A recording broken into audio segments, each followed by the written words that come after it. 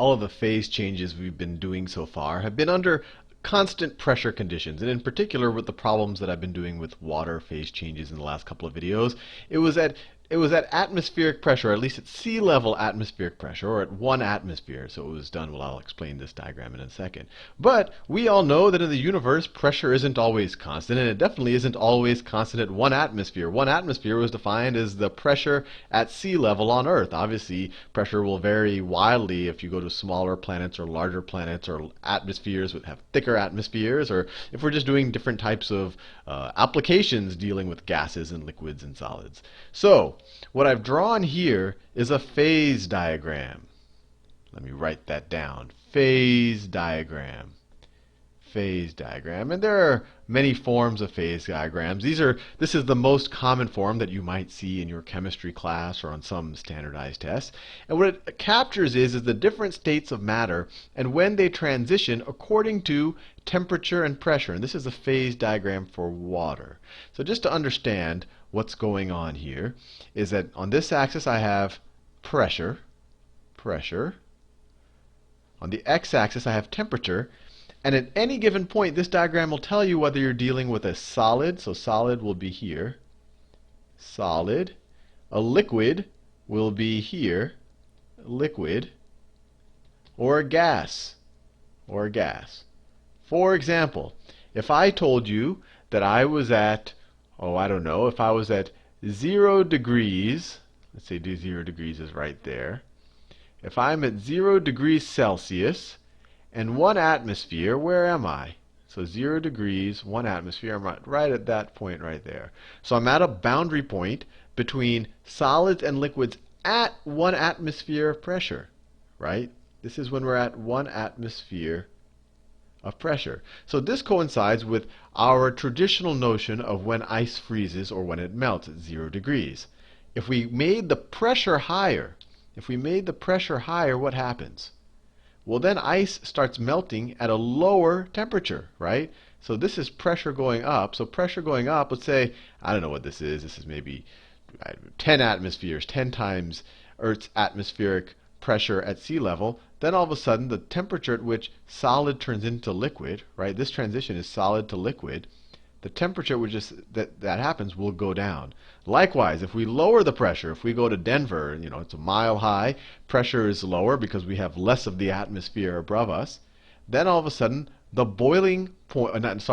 freezing point increases. So the freezing point will be something above 1 degree. And this isn't drawn completely to scale, but the idea is your ice would actually freeze a little bit faster and would freeze at a higher temperature in Denver than it would at the bottom of the Dead Sea or in Death Valley at some very low below sea level point on the planet.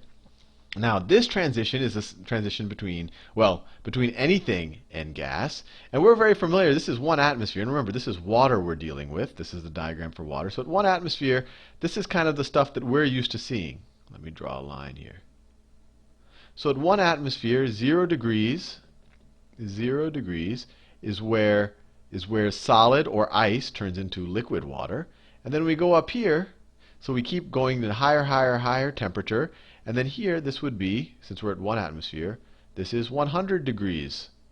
100 degrees Celsius right there. And that's the point at 1 atmosphere pressure where liquid turns into gas, or water vaporizes, or the liquid boils. All of those are acceptable ways to think about that. But what happens when we go to low pressure? Once again, let's take our little trip to Denver. Right? So that's Denver right there. Denver. And it's not that drastic. I'm just doing that for education purposes. Or even better, let's say Mount Everest.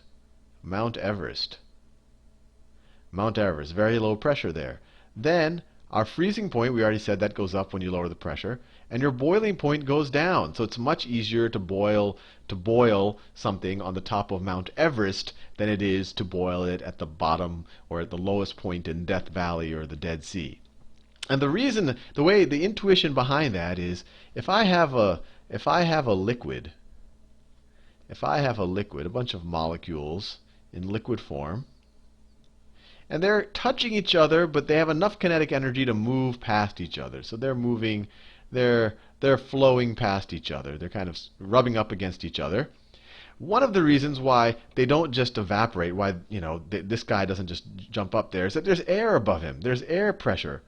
And air pressure, we've learned about this when we did PV and RT. That's a bunch of gas molecules, and the pressure they're creating is essentially caused by their temperature and their kinetic energy, and they sit there and they bounce, and they essentially keep these heavier molecules from going up. They keep them from essentially separating from each other and turning into a gas. So the more pressure you have, the harder it is for these guys to escape. On the other hand, if you have if we're in a vacuum, if we're doing this on the surface of the moon, and there's none of these guys there, then just a little slight bump, even though this guy is still a little bit attracted to over here, they're still attracted to each other, but just a little bit of bump, since there's no pressure up here if we're on the surface of the moon, might allow this guy to escape and go straight to a gas. So when you lower the pressure, it's just that much easier to go from liquid to gas, or even from solid to gas. And you might say, Sal, that's a bizarre concept, solid to gas. And it turns out if you get to low enough pressures here,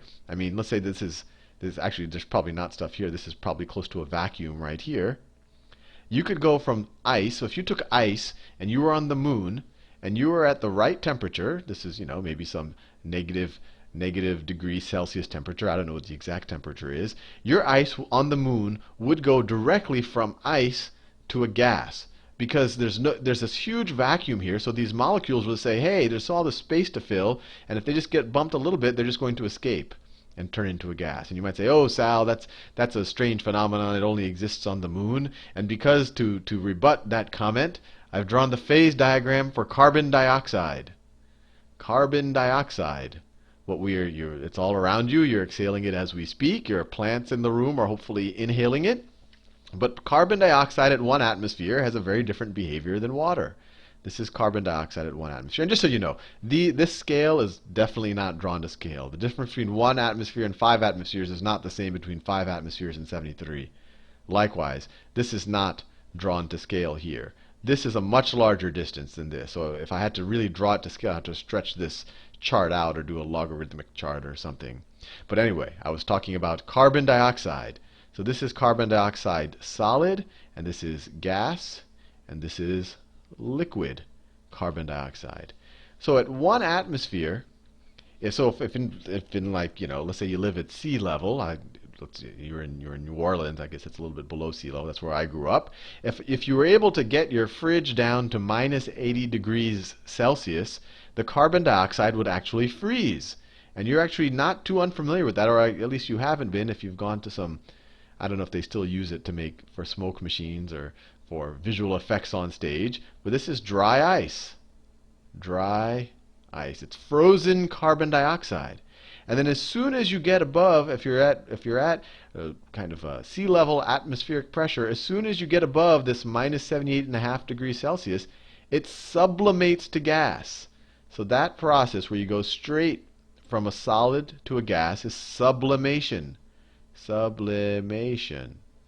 And that's why dry ice, when you see it, you don't see liquid dry ice. Or, I mean, you don't see it at standard pressures. I've never seen liquid carbon dioxide. In order to get liquid carbon dioxide, you have to get above 5 atmospheres. So you have to get above 5 times the sea level pressure on Earth. And you're really not going to see that in natural conditions on Earth. You might see that on Jupiter or Saturn, where you have tremendous pressures because of the gravity and all of the atmosphere above you. So this is the kind of thing, liquid carbon dioxide, you might see, I don't know if Jupiter actually has carbon, but you'll probably see it on other huge, massive planets that are gas giants.